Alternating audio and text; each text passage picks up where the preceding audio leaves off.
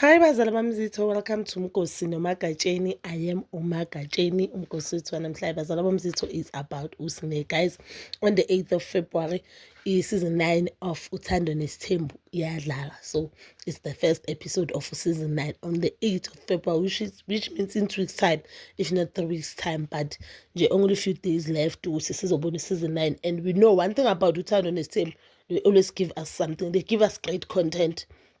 They give us the reason to watch TV, the reason to enjoy the reality TV shows. You understand? So, guys, as I've been looking at the trailer, and I did report about the trailer, but today I wanted to talk about Usne, guys. It seems like Usne wamamemlila my fans, because on the season 3 of Izingane Zethu, Usne was more reserved. Bangasilo Usne sibaziwe ndisimthandayo. Bakabonakala ukuthi uphila impilo angasuyo nje, banalento lokuthini angizingeni. Kuhle ku-right yenzani nibone, you understand? So on the trailer abavezile Usne yakhuluma nobabakhe, advising ubabakhe ngamakhosikazi kababakhe. We know that isithembu samusa Mseleko asisahlalanga kahle. It's not like lesithembu lesi, it's not the sithembu lesasimisa on the first season of Uthando Nesithembu. There's no love no more. And now what I've noticed, lento uMseleko ayifunayo ayenze kwangempela ke manje. Uthi uMseleko uhlala lolu unit, kakhe uhlala lolu unit. But now I say unit akunakubumbana, and nalo muzi athi siyakhala. It seems like now abasakhi bayabhidliza because omunye nomunye uyenza into ejabulisa yena, which is so sad for Mseleko, guys. I feel so sorry for Mseleko. I don't wanna lie.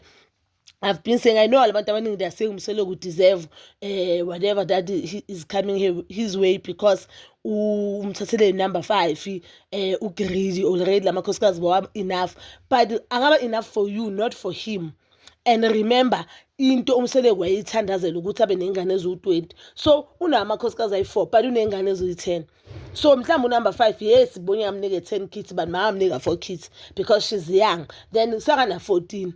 Remember yabo, omunye umuntu angathi, I remember on one of my videos I said ngabe Mseleko uyabala izukulu zakhe ezingane zakhe, ngabe le number ifuna isiyahlangana. Then someone advised me ukuthi kodwa izukulu sakho akusumntana yakho, which makes a point, because nazo le izukulu lezi okwezakhe azothi yabona lezi ezami, because abantwana basinenge ngathi bahlawuliwe and kuba babakoleti. So that means izukulu zakhe vele ziyi-3 lezi zizowela kaMseleko, izobaba uMseleko ziyi-3 mangangazinzela uciniso zoyi-3.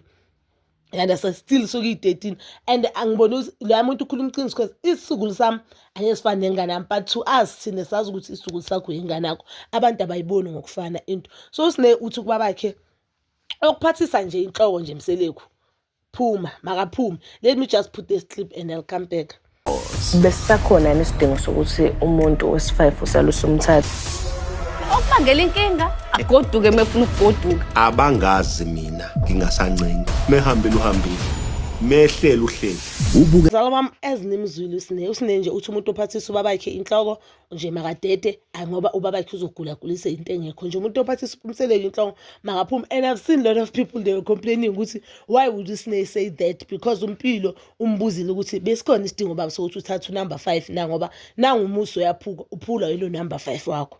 We understand? And Mseleko ireason yakhe bokuthi nalabo abanye bangena bomakhumani nabomayeni, amakhumani nabomangwabi mabangena akakuliwa. So he thought yena mhlawumbe engcondweni yakhe, because vele amakhosikazi wamajwayela ukuthi ngenza into then iyaphela nje emoyeni engakhulunywanga. Ezumayeni kuye washo ukuthi la kaMseleko zonke zilunga ngendlela azikhulunywe ezinye. So maybe he thought with this time izoyenza kanjalo, kanti no, this time anyeke kube kanjalo. Bakhona amakhosikazi vele abazoyimina lento ayisho. And now he's older, akasafana lokho asesemncane, he's much older.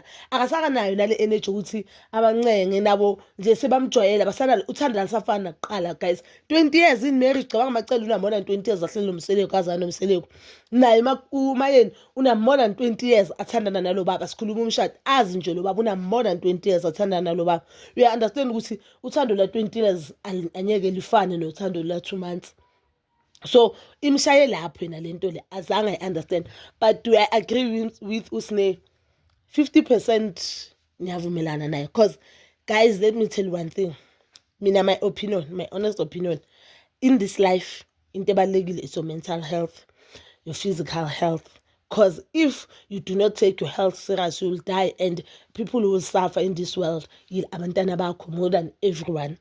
Yes, namhlanje Mseleko angavuka shonile, next year umacele athole omunye umuntu whoever ufuna ukumuva on uzomove on athole omunye umyeni as much as loyo myeni engeke afane noMseleko but izaba move on and are happy again but ezakhe ingane lezi zabashela emhlabeni angeke siphinde zibe nobaba because egcineni ubabakho futhi the present father angeke zifane ne-step father egcineni yamuntu bokuba bakho ukuzele ukukhulisile ubonde naye and ubabakho izabe sekahambile emhlabeni.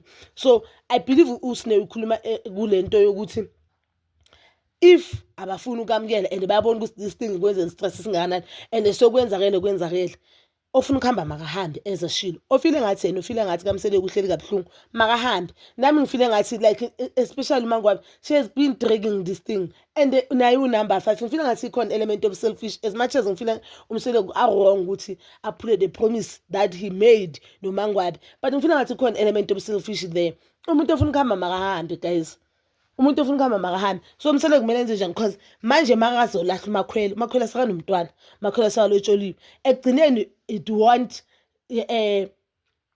anyeke isuse the fact ukuthi ngathini uMakhwela sesonkosikazi wakhe ngoba umlobolile uvelile noma ngabe angamlahli uyofana noMasolo noma ngabe alele emathuneni egcineni usesonkosikazi kaMseleko unkosikazi kaMseleko so sekafikile umuntu and the time ikhulunywa indaba ka number 5 guys people they were taking this thing as a joke they were divided bona abafazi bona as abafazi bahluye ukuthi bahlale phansi bayikhulume babe nento eyi1 batshengisa boMakhumalo the point la babona babuya khona uMayeni noMangwabi ama threats won't help bomele bahlale phansi bayikhulume bayikumseleko sebayinto eyi1 into enza uMseleko ukuthi abe nepower yokuthatha number 5 because aboMakhumalo have been saying I do not have a problem no number 5 umacele wajika naye wathi une problem jikijiki wathi akana problem the last season uyena uMayeni wathi mina nginankinga no number 5 we understand sakayabona ukuthi manje bakhona abanganankinga ngoba uMayeni washo wathi makamthathe le ntombazana uzozibonela phambili ukuthi umuntu onjani sakayabona ukuthi bakhona ba-open up to this thing ka number 5 now sebafuna ukuhamba no nami ngifile ngathi uSne ukhuluma entweni yokuthini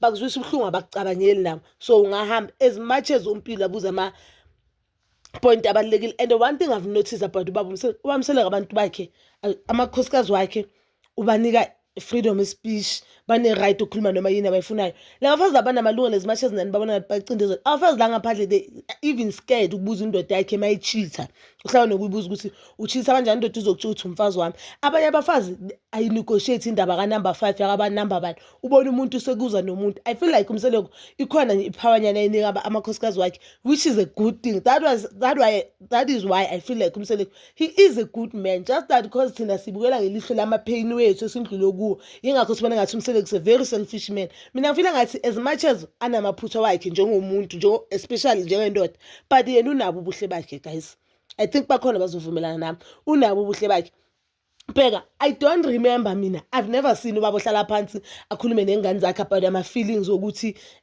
nifila kanjani indaba ka number 5 yabona ama question impilo wabuza babakhe abanye they none you know guys abanye benu wouldn't ask ubaba bakho lo mbuzo loyo bonge kubuza ubabakho kwa umbona ukuthi mama la uyahlukumezeka physical or emotional or whatever but uyabona ukuthi baba mama uyahlukumezeka la usaba ukumbuza ubabakho ukuthi mama kanti baba why wenza umama kanje ngoba uyayibona lento ihlukumeza umama usaba ukumbuza because indlela ubaba kukhulise ngayo but the fact ukuthi abompilo bayakwazi bababo bambuza nje open ukuthi bomthathela number 5 yabona noMpumulelo yakwazi ukumtshela ukuthi hayi man you are too weak kula makhosikazi.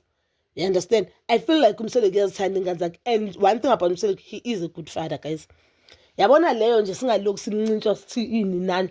uMseleko yes angafela as a husband but he is a good father.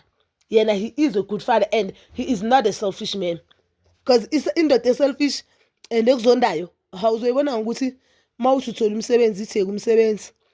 Mawuthi uyakhuphuka yabona nje uMakhumalo njengoba bashadene noMseleko very young vele bakhona abantu abashada babancane and there's nothing wrong if wena naloyo muntu wakho niyathandana and nenzelana iqiniso bonye uMakhumalo asebenza ngabe yini indoda bonyeke I'm telling you bekwesebenza leyo mangwabe mhlambe naloyo Mayeni ngoba vele basuke emakubo sibawaphethe ama degree wabo sebasebenza vele bonye uMakhumalo asebenza yabona njengoba nje abomacele bacela izindlu nje engathi bacela nje igross into encane bonyeke indoda kwamacela ukuthi abe aphume emzumbe ayohlala isipark enye indoda ebonyeke ivume le nto leyo la madoda lawo niwazi uyahlukumeza abantu, but just because umsele impilo yakhe ku-TV and nathi sibukela ezabafazi ngepain esindlula kuyo nepain esibona amanye abafazi bandlula kuyo, satha zonke le nkinga sizilahlele kumsele. I feel like that is my honest opinion. But Mbazana Mziso, you can comment down below your comment or your opinion on the comment section. Please don't forget to like, subscribe, share and hit that notification button. Nginithanda ukuya nokubuya.